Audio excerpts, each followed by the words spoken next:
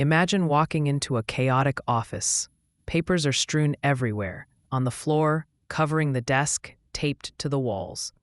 If someone handed you a new invoice and asked you to file it, you wouldn't know where to start. You might just toss it on a pile, likely never to find it again. Now, imagine that same office, but immaculate. There are labeled filing cabinets, color-coded folders, and a clear system. When that invoice is handed to you, you know exactly where it goes. You open the drawer, find the folder, and slot it in. Later, when you need it, you can retrieve it in seconds. This, in a nutshell, is how our brains work.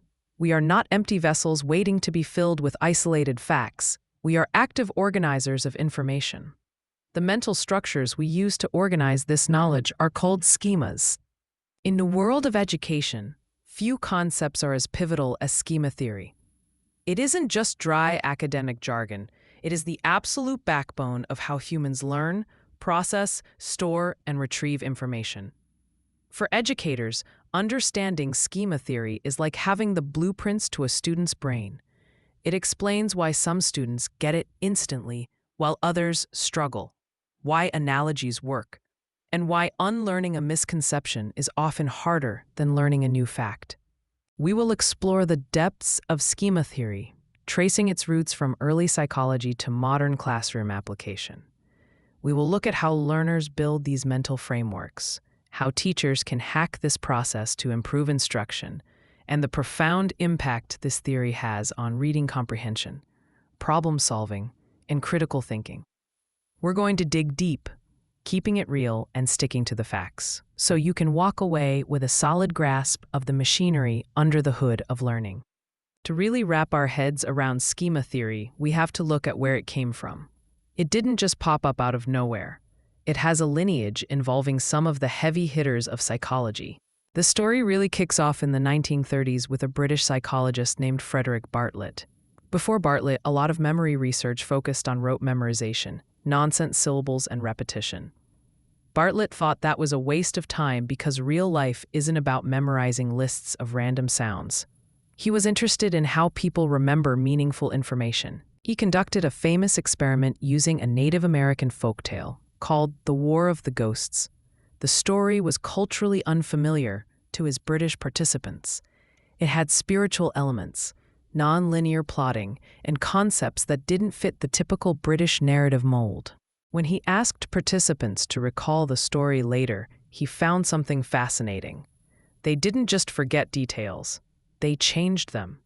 They unconsciously edited the story to fit their own cultural expectations.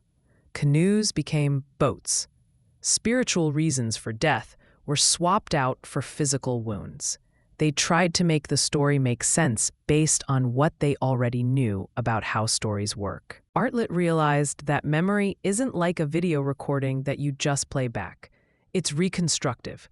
We use our existing mental frameworks, our schemas, to fill in the gaps and make sense of the new input. If the input doesn't fit the schema, we warp the input until it does. While Bartlett got the ball rolling, the Swiss psychologist Jean Piaget brought the concept into the realm of childhood development. Piaget was obsessed with how kids learn. He viewed children as little scientists constantly interacting with the world. Piaget gave us the mechanics of how schemas change. He proposed that we are born with a few basic schemas, like sucking or grasping. But as we grow, these schemas get vastly more complex through two processes: assimilation and accommodation. We will break these down in detail later, but essentially, Piaget showed us that intelligence is a form of adaptation. Our schemas are our survival toolkit. Fast forward to the 1970s and 80s, and educational psychologist Richard C. Anderson, along with others like David Rumelhart, applied these ideas specifically to education, particularly reading.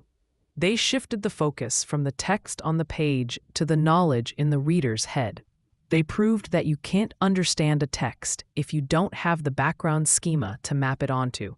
This revolutionized how we teach literacy, moving us away from just decoding words to emphasizing background knowledge. So what exactly is a schema? Think of a schema as a mental script, a framework, or a concept map.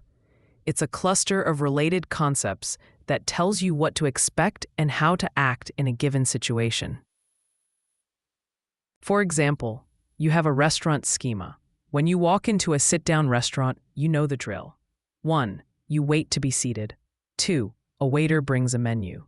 3. You order. 4. You eat. 5. You pay the bill. 6. You leave. Nobody has to explain this to you every time you go out for dinner. You have a script. But imagine if you walked into a restaurant and the waiter asked for payment before you sat down, or if the chef came out and asked you to cook the meal. You'd be confused. Your schema would be disrupted. Schemas aren't just for events, scripts. They are for objects. What is a chair? Social roles. What does a teacher do? And abstract concepts. What is justice? Piaget's concepts of assimilation and accommodation are the engines that drive learning. As an educator, being able to spot which one is happening is a superpower. 1. Assimilation. This is when we take new information and fit it into an existing schema. It's like filing a paper into a folder that already exists.